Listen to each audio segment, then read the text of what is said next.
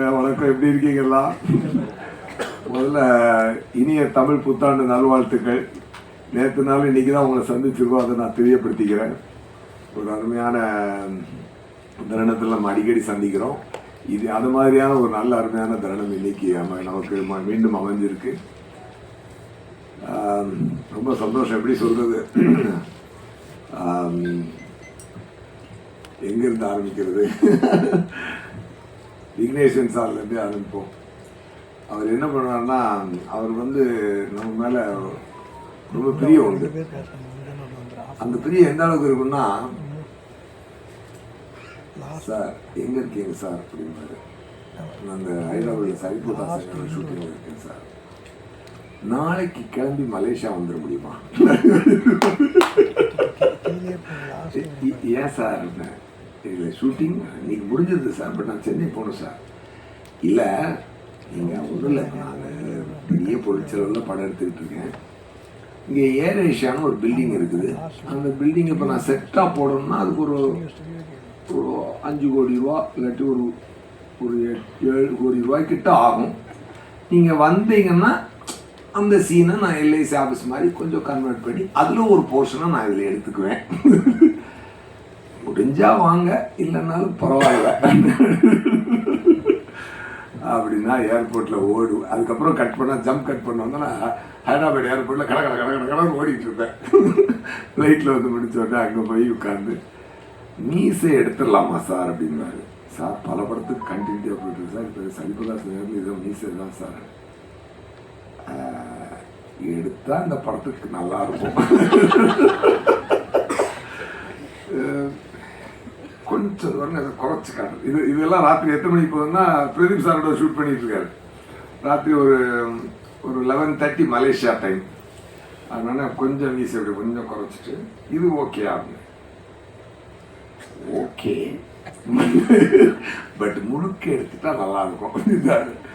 அந்த மாதிரி ஃபுல்லாக ஷேப் பண்ண இப்போ தான் நியூ இயர்ஸ் டே சொல்லி பார்க்க முடியுது அப்படின்னு இப்படி சொல்லி ஆரம்பிப்பார். சரி, அது மாதிரி திடீர்னு இன்னொரு நாள் ஃபோன் அடிப்பார். இப்போது எங்கள் ஒரு 20ஆம் தேதியிலேருந்து டேட்டு கிடைக்குமா அப்படின்னு 5 நாளைக்கு முன்னாடி கேட்பார். ஏன் சார்? இல்லை சார், பல படம் லாக்கில் இருக்குது சார், இப்போ யார் டேட்டையும் வாங்க முடியாது சார். நான் அதிகபட்சம் என்னோடய படம் வேணால் நான் கேன்சல் பண்ணலாம், மற்றது எதுவுமே தொட முடியாது சார்.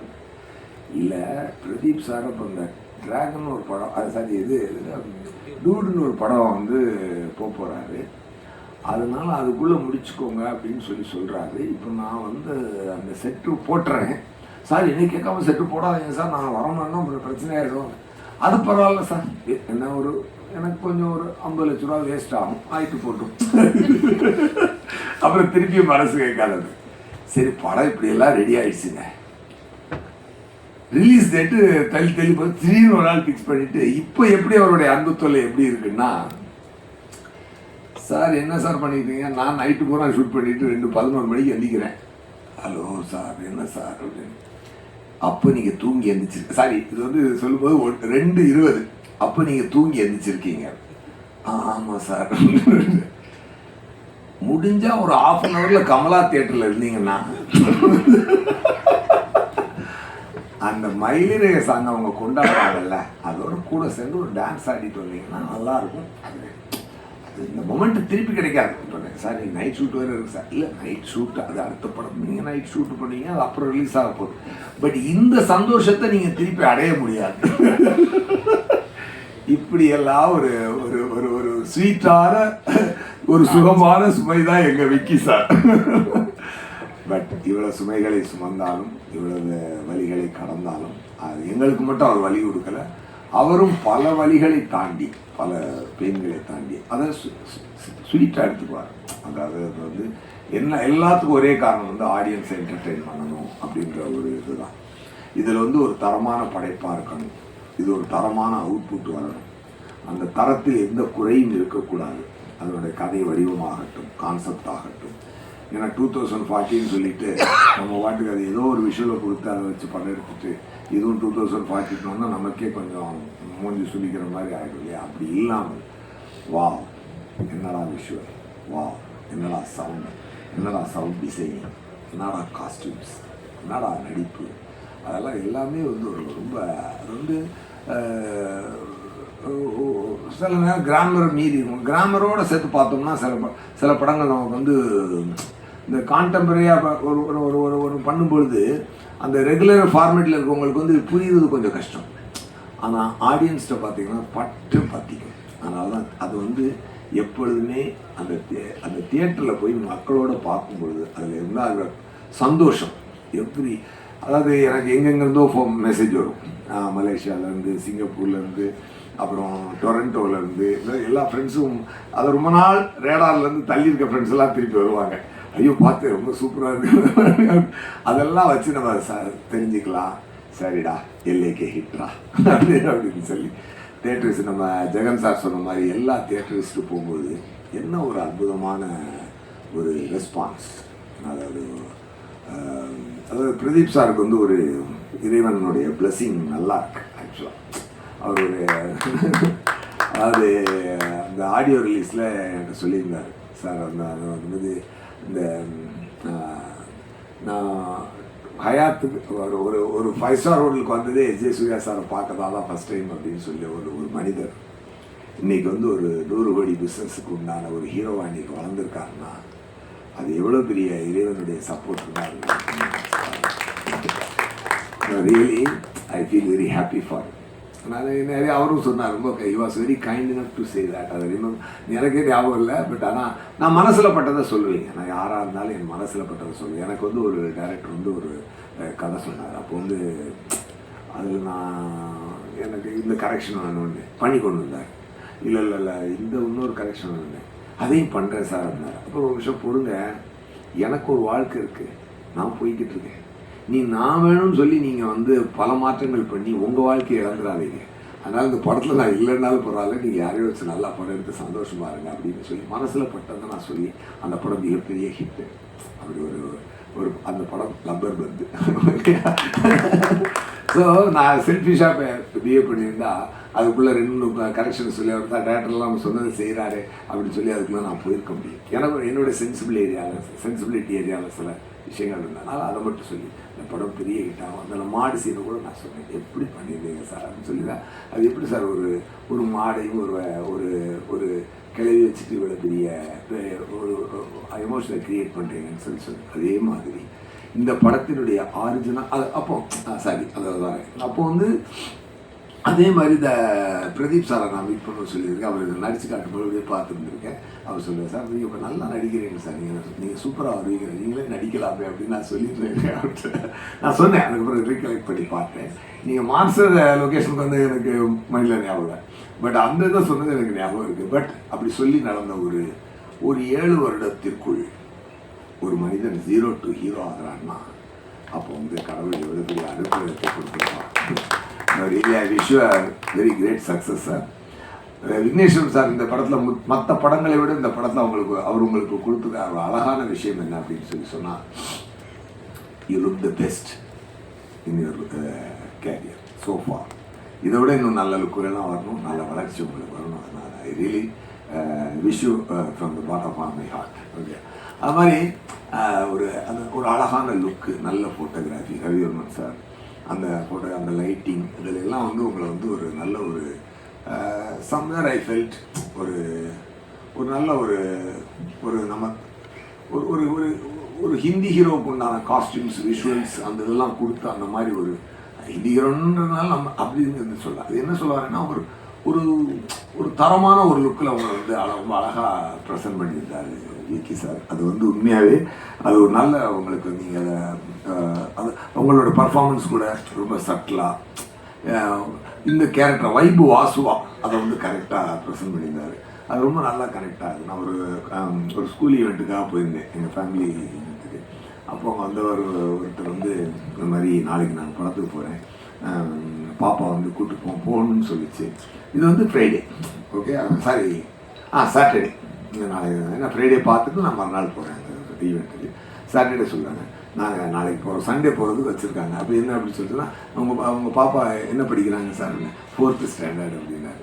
ஸோ குட்டீஸை பூரா நீங்கள் நல்லா பிடிச்சி வச்சுருக்கீங்க. அது மாதிரி ஸோ எல்லோரும் இப்போ ஒரு பக்கத்து பிளாக்லேருந்து ஒருத்தர் வந்து நாளைக்கு போகிறேன்றார், டொரண்டோலேருந்து மெசேஜ் வருது, அங்கேருந்து வருது, இது வருது, அது வருது, எல்லாமே வந்து ஒரு அருமையான ரீச். இந்த படம் வந்து ஒரு அருமையான ரீச். தியேட்டரில் உட்காந்து பார்க்கணுங்க. இதோட சந்தோஷம் தெரிஞ்சுக்கிறதுக்கு எவ்ரி சீனுக்குள்ள கிளாப்ஸ் வந்து ரொம்ப ரேரான படத்துக்கு தான் கிடச்சிருக்கு. ஆஃப்டர் லாங் டைம் இந்த படத்துக்கும் அது கிடச்சிருக்கு. அது வந்து மக்கள் செலிப்ரேட் பண்ணுறாங்க உண்மையாகவே. அது வந்து நீங்களும் பார்த்துருப்பீங்க. நான் சொல்லலை எந்த பொய்யும் இல்லை என்பது உங்களுக்கே தெரியும். நம்ம படம் அப்படின்றனால எடுத்து பேசுறது அப்படிலாம் நம்மளுக்கு கிடையாது. என்ன நடக்குதோ அதை சொல்கிறோம். அது வந்து அது அனிருத் சாங்ஸு, அப்புறம் அவர் வந்து அந்த தீமா சாங்கும் எனக்கென யாரும் இல்லைன்னு போதுங்க. ஒரு லவ் காதல் கதைனாலே ஒரு லவ் அண்ட் பெயின் சம்மந்தப்பட்டதான் காதலுக்கு. அந்த லவ்வுக்கு தீமா சாங்கும் அந்த பெயினுக்கு வந்து எனக்கென யாரும் இல்லையே சாங்கும் போட்டால் அந்த 2 சாங்கும் கொடுக்குற ஒரு பரவசம், அது பரவசம்னு சொல்லணும். ஒரு பரவசமும் ஒரு வார்ம்த் ஃபீலிங்கும் அந்த அந்த கிளைமேக்ஸுக்கு முன்னாடி வரக்கூடிய அந்த சாங், அந்த பூக்கள், ஓ மை காட் சூப்பர். நல்லா அந்த அவங்க தமிழ் செல்ஃபி நல்லா பேசினாங்க. அந்த விஷயங்கள்லாம் எடுத்து ரொம்ப சூப்பர். அதெல்லாம் இது எல்லாத்துக்குமே ஒரு அழகிய இவ்வளோ சாங்குக்கும் இவ்வளோ ஒரு காதலுக்கும் ஒரு அழகிய முகங்கள் தேவை. அந்த அழகிய முகங்களாக கிருத்தி ஷெட்டியும் கௌரியும் அதை நல்லா காம்ப்ளிமெண்ட் பண்ணியிருக்காங்க. எஸ்பெஷலி கிருத்தி ஷெட்டி வந்து அவங்க தமிழ் செல்ஃபி சொன்ன மாதிரி நல்ல டான்ஸர். அவங்களுக்கு உண்டான ஒரு நல்லா பேசுனீங்க, தமிழ் ரொம்ப பேசுனீங்க. பட் உங்களுக்குள்ள இருக்கக்கூடிய அனுபவத்துக்கு நீங்கள் எடுத்து பேசின விதம்ன்றது, அந்த ஸ்டேஜை கையாண்டு பேசின விதம்ன்றது ரொம்ப ரொம்ப நல்ல சந்தோஷம். உங்களுக்கு ஒரு நல்ல வெற்றி அமைஞ்சிருக்கு. இந்த வெற்றி உங்களுக்கும் தொடரும் நான் விருப்பப்படுறேன். அண்டு 96 பெரிய பேர் எடுத்த கௌரி வந்து இன்றைக்கி வந்து திருப்பியும் இந்த படத்தில் ஒரு நல்ல பேர் எடுத்திருக்காங்க. அந்த இவங்க சீனில் எனக்கு ரொம்ப பிடிச்ச சீன் என்னென்னா, அந்த போய் அவர் வந்து பிரதீப் சார் வந்து நீ வாடி வா கிஸ் பண்ணிக்கலாம் வா அப்படின்னு சொல்லி கூடும்பொழுது ஏச்சி நீ என்ன விடு அப்படின்னு சொன்னால் புரியுது இல்லை, இது முடியல இல்லை, இப்போ புரியுதா உனக்கு, இது லவ் இல்லை, நமக்கு இருக்கிற ஃப்ரெண்ட்ஷிப் தான் அப்படின்னு சொல்லி அந்த ஃப்ரெண்ட்ஷிப்புக்கும் லவ்வுக்கும் இருக்கிற ஒரு அழகான ஒரு அழகிய கோட்டை ரொம்ப அருமையாக சொல்லியிருக்காரு. இதில் வந்து விக்னேஸ்வரன் சார் ரொம்ப ரொம்ப நெஞ்சை நமைச்சிக்கிட்டெல்லாம் சீனியர் சொல்லாமல், பட் அழகான விஷயங்களை அதாவது ரொம்ப வருடி போட்டு தேய்ச்சி சொரிஞ்சு வச்சிடாம ரொம்ப அழகாக அப்படி பிரீஸியாக சொல்லிட்டு போன விதம் வந்து இந்த படத்தில் ரொம்ப புதுசாக இருந்தது. ஒரு அழகிய வெற்றி, ஒரு தரமான வெற்றி. அதுக்கு ப்ரூஃப் வந்து எந்த தேட்டருக்கு போனாலும், ஏன்னா நண்பனா விக்னேஸ்வரன் சார் மாதிரி என்ன வருதுன்னா, அவர் வந்து அவர் எனக்கு ஒரு நல்ல நண்பர், பழகினாங்க காலங்களில் நாள். இல்லாட்டி இவ்வளோ உரிமையாக வந்து 2:30 மணிக்கு வான்னு சொல்லி கமலா தேட்டரில் வந்து 2:30 மணிக்கு டான்ஸ் ஆடு 2 மணிக்கு தூங்கி அடிச்சு சொல்ல முடியாது இல்லையா? அந்த மாதிரியான ஒரு நண்பர். கண்டிப்பாக அது வந்து அதில் எனக்கு என்ன சந்தோஷம் அப்படின்னு சொன்னால், அது வந்து written and directed by Vigneswaran அப்படின்னு போட்டோன்னே ஹோல் தியேட்டர் இறக்டாங்க. அது வந்து எனக்கு கேட்குறது ரொம்ப சந்தோஷமாக இருக்குது. அது வந்து ஒரு மரியாதையான இடத்திற்கு நம்ம நண்பர் ஒருத்தர் ஒரு மரியாதையான தன் தொழிலில் ஒரு மரியாதையான ஒரு தரமான இடத்தை எட்டி இருக்கிறார் அப்படின்றது அது நமக்கு மிக மிக சந்தோஷமான ஒரு விஷயம். படத்தினுடைய தயாரிப்பாளர் லலித் சாருக்கும் நயன்தாரா மேடமுக்கும் என்னுடைய வாழ்த்துக்கள். அண்டு சீமான் சார் வந்து அவர் சொன்ன மாதிரி காதல் காப்பீட்டு கழகத்தினுடைய ஆப்போசிட் போல் வந்து அண்ணன் என்ன பேசினாலும் சீட்டார் என்னடா தம்பி ஆரம்பிப்பார். ரொம்ப உண்மையாக இருக்கும், ரொம்ப இயல்பாக இருக்கும். நான் கூட அந்த இங்கிலீஷில் trouble E cost for my flourishing business, தனித்து வெந்தோரை தாண்டாக்கி கொள்ளல் நேரி செய்வன்பா புரியலையா கலகிட்டார் அண்ணன் கலகிட்டார். அப்பவே தெரியுது வந்து தியேட்டரில் பெரிய பிளாஸ்ட் ஆக போகுதுரா அப்படின்னு. அது சூப்பராக பண்ணார். அவருடைய அந்த தன் மனதில் அவர் வச்சிருக்கக்கூடிய ஒரு அந்த தமிழ் மீது இருக்கக்கூடிய மாறாத பற்றும் அந்த நல்ல வாழ்க்கையில் மீது அவருக்கு இருக்கக்கூடிய பாசமும் அவர் நேசமும் அந்த படத்தில் அது அழகாக கன்வே ஆச்சு. அதுதான் சோல் ஆஃப் த ஃபிலிம். ஆக்சுவலாக இப்படி வாழ வேண்டும் என்று எல்லோரும் ஆசைப்படக்கூடிய ஒரு உலகம் தான் அது. வந்து விக்னேஸ்வரன் சார் ஒரு விஷயம் நேற்று கூட நான் ஒரு இன்டர்வியூ பேசிட்டு சொன்னார். அந்த மாதிரி அந்த சயின்ஸ் எவால்வ் ஆகும் பொழுது இந்த மாடர்ன் விஷயங்களை நம்ம இழக்காமல் இருக்க முடியாது. பட் அதை யூஸ் பண்ணிக்கணும், அதில் நம்மளே இழந்துடாமல் இருக்கணுன்றதான் இந்த படத்தினுடைய அருமையான தத்துவம். I enjoy the best. நான் எல்லா சீன்லையுமே நான் ரொம்ப என்ஜாய் பண்ணி நடித்தேன். நான் அவரோட நிறையா சண்டை போடுவேன். என்ன சார் எனக்கு வந்து 100 மூட்டை தூக்குற 10 மூட்டை தூக்குறதுக்கு சம்பளம் கொடுத்துட்டு எனக்கு 5 மூட்டை தான் தூக்க வைக்கிறீங்க அப்படின்னு சொல்லி நான் அவரை வந்து எப்பொழுதுமே அவரோட சண்டை போட்டுருவேன். பட் வாட் எவர் எனக்கு வந்து அவர் சொன்னார். நான் இன்னும் கேட்டேன் அவர்கிட்ட, என்ன பாருங்க மாநாடுல எல்லாம் எனக்கு வந்து வந்தா சுட்டா சத்தா ரிப்பீட் மாதிரி எல்லாம் டயலாக் கொடுத்தாங்க, எவ்வளோ நல்லா ரீச் ஆச்சு அப்படின்னு சொல்லி சொன்னால் அது சார் உங்களுக்கு அதை விட ஒரு வச்சிருக்கேன் சார் ஒரு விஷயம் பொறுங்க அப்படின்னாரு. அது என்னடான்னு பார்த்தா டகடாச்சு. இன்னைக்கு வந்து இன்ஸ்டாவை திறக்க முடியலைங்க. அவ்வளோ ஒரு லவ் கொட்டி தமிழக மக்கள் ஆக்சுவலாக உண்மையாகவே நான் வந்து இந்த ப்ரெஸ் மீட்டில் மூலமாக நான் இந்த எல்லைக்கேனுடைய வெற்றியோடு நான் சொல்லிக்க வேண்டிய ஒரே ஒரு முக்கியமான விஷயம் என்னன்னு சொன்னால், என்னுடைய உழைப்புக்கு